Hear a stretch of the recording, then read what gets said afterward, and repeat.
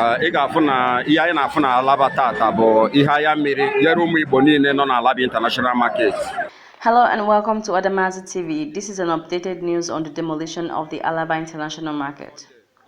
Officials of the Lagos State Building Control Agency (LASBCA) on Sunday the 18th of June stormed the popular Alaba International Market in Ojo and demolished over 17 distressed plazas.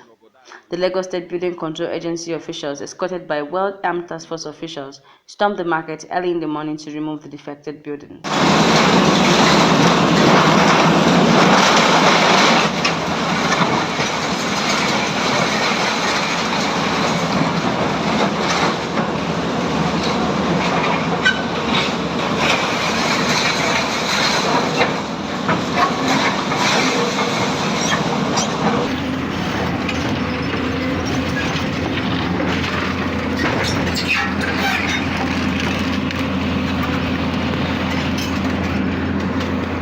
On Friday, officials of the agency went to the market to mark distressed buildings for immediate demolition after the government said it had issued several notices to the occupants of the structures to vacate. Some of the shopping plazas demolished are G80 Alaba Road, Good Season Shopping Complex, the building on 840 Ojo Igbede, and the structure behind Oba Osheni Plaza. An eyewitness present pointed out that most of the plazas demolished, including the union's office, are Igbo-owned properties. He also grieved on how the government never compensated the owners of those properties. According to the eyewitness, these plazas were demolished for a bigger shopping mall by the Chinese government. Do let us know what you think about the news on the comment section, and don't forget to hit the subscription button if you're just joining us for more updates on recent happenings around you. Please like and share. Seeing building, the person just finished building it. They have not even started using it. The thing is going down now.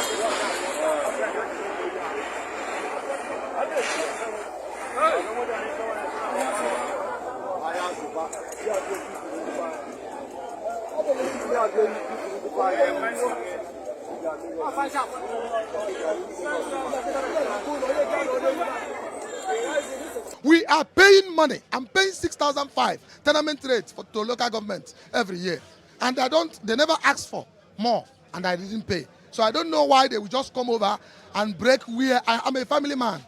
I own a family. I have children, and I have no other thing apart from a shop here.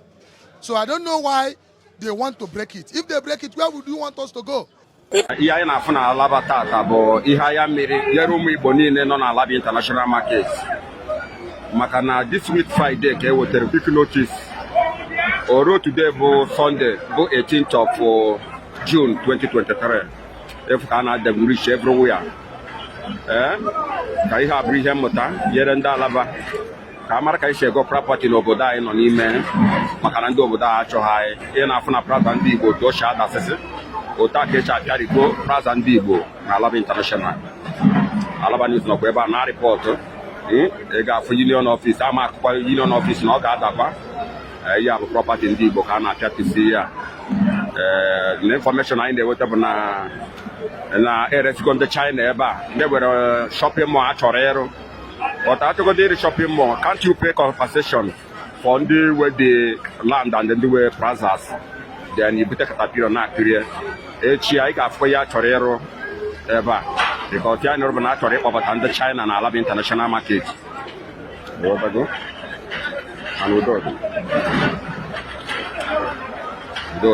that's the end of Alaba News reporting live here.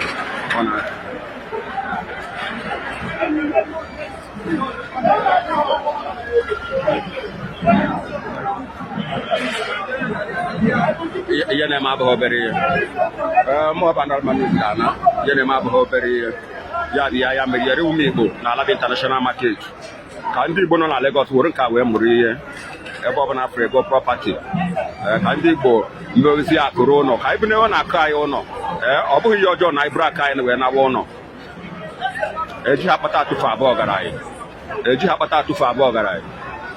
biko ekwe na Alaba now.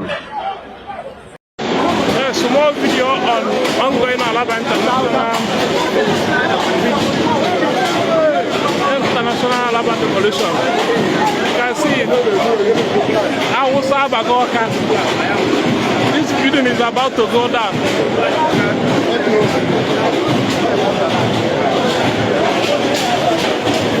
Nda usa na abuzi yani na hawa lobo. Aya bona ne lose zinko mu le bulu.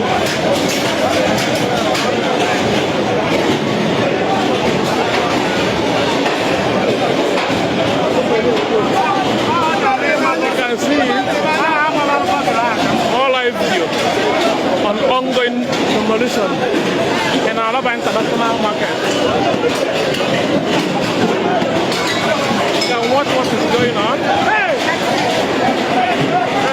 this building is about to go down. And many people are there losing the property. You can see what is going on. Yes, we are there live. Even this one we also go down as well. You can see the government has work. Yes.